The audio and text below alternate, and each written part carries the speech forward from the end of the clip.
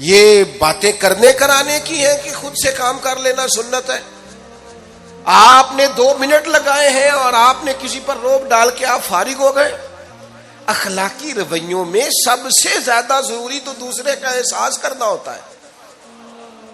اخلاقی رویوں میں سب سے زیادہ حاجت تو دوسرے کی تکلیف اور شدت کا احساس کرنے کی ہوتی. میرے صاحب فرمایا کرتے تھے 10 منٹ کیوں انتظار کراتے ہو لوگوں کو؟ تم نے ممبر پہ کہا تھا میں 2:15 بجے جماعت کراؤں گا، 2:16 کیسے ہوئے؟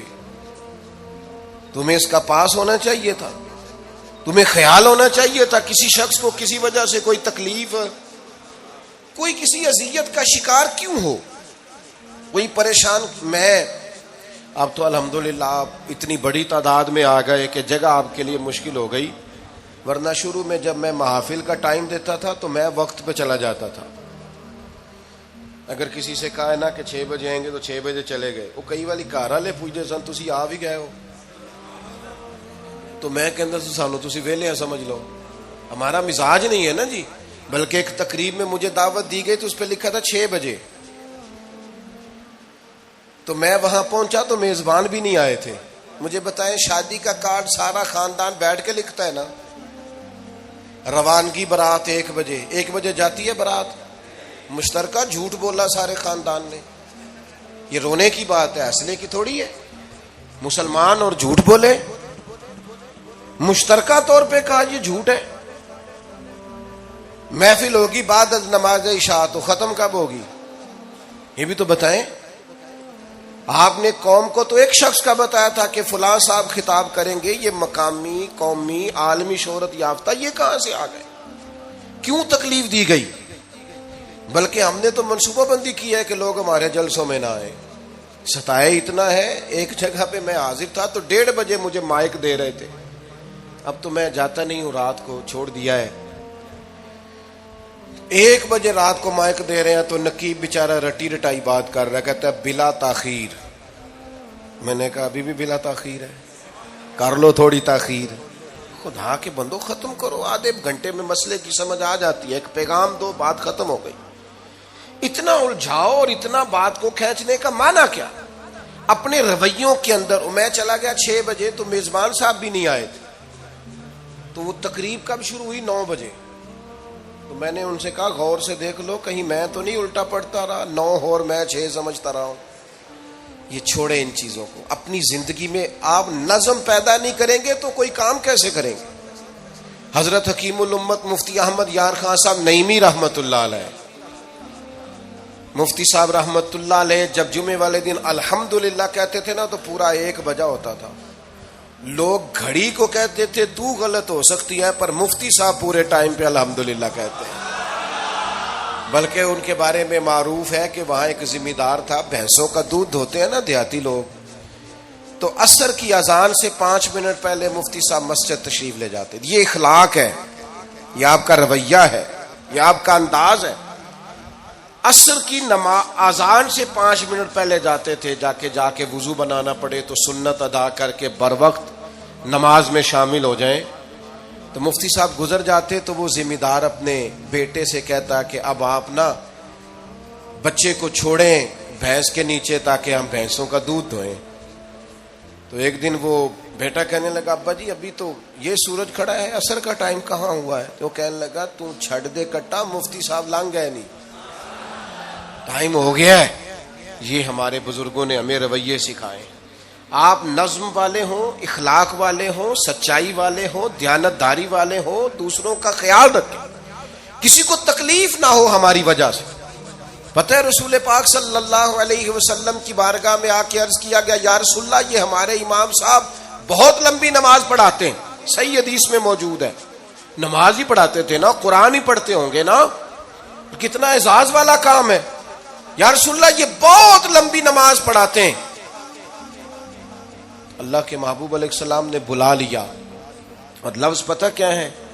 حضور فرمانے لگے میں لوگوں کو دین کے قریب کرتا ہوں، آپ دور کرتے ہیں. فرمایا جب بھی نماز پڑھائیں معتدل پڑھائیں. اور خود حضور کا عمل کیا ہے؟ حضور فرماتے ہیں جب میں نماز میں کھڑا ہوتا ہوں تو میرا دل کرتا ہے میں لمبی نماز پڑھاؤں. ہمارا جب کسی شے کو دل کرے تو ہم چھوڑتے ہیں. میرا دل کرتا ہے میں لمبی نماز پڑھاؤں, لیکن حضور فرماتے ہیں پھر پیچھے سے کسی بچے کے رونے کی آواز آتی, میں سوچتا ہوں اس کی ماں پریشان ہوگی, میں نماز مختصر کر دیتا. اور میرے بھائیوں, نماز میں بھی لوگوں کا احساس, ہماری طبیعت ہی نہیں رہی. کوئی آدمی ہارن دے رہا پیچھے سے اور سامنے گاڑی میں 2 بندے کھڑے, گاڑی مین روڈ پہ کھڑے کر کے باتیں کر رہے ہیں, اور وہ ہارن بجا رہا ہے تو کہتے ہیں ٹھہر جا, آگ بجھانی ہے جا کے. ایک تو آپ نے اتنا ظلم کیا کہ آپ نے روڈ بند کیا, اور دوسرا اخلاقی رویہ یہ ہے. اور میرے بھائی یہ بھی بد اخلاقی ہے کہ آپ اپنا موٹر سائیکل مین روڈ پہ کھڑے کر کے دکان پہ چلے جائیں, لوگوں کو تکلیف میں ڈالیں گے.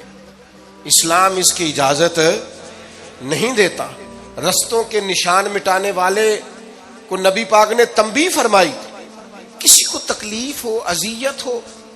اور بعض لوگ سمجھتے ہیں کہ میں نے پریشر میں رکھی ہوئی ہے دنیا, ڈرتے ہیں لوگ مجھ سے.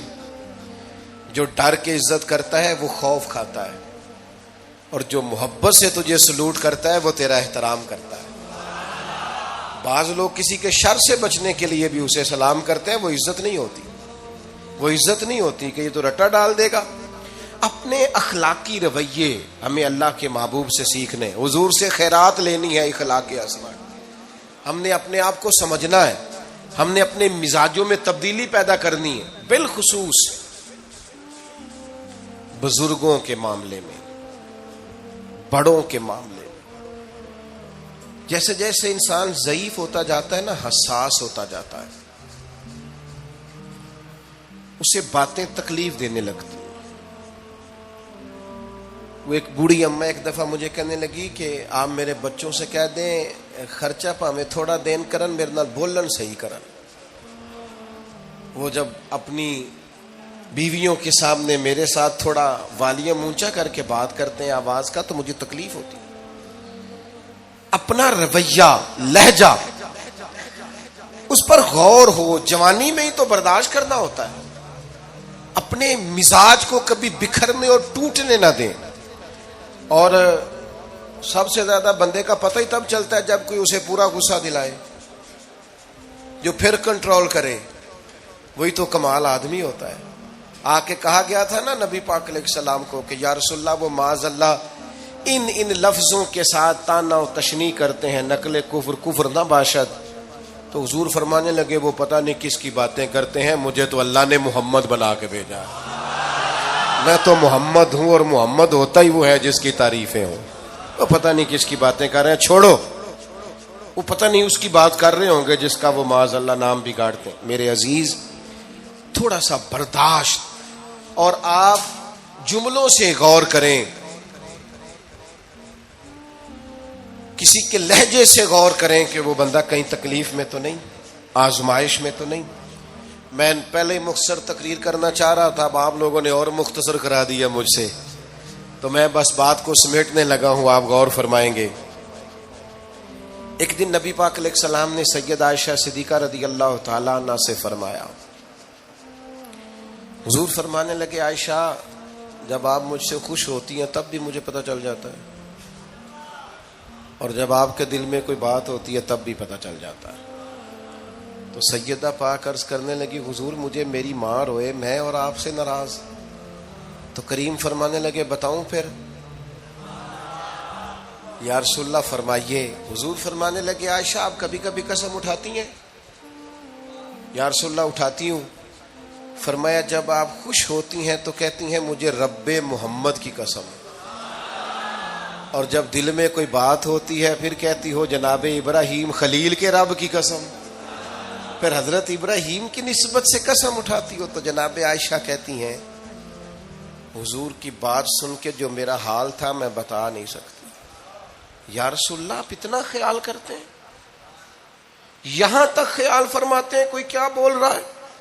کہتی میں نے فوراً عرض کی کہ یا رسول اللہ مجھے رب محمد کی قسم ہو, میری زبان سے نام ہی جاتا ہے, میرے دل میں آپ ہر وقت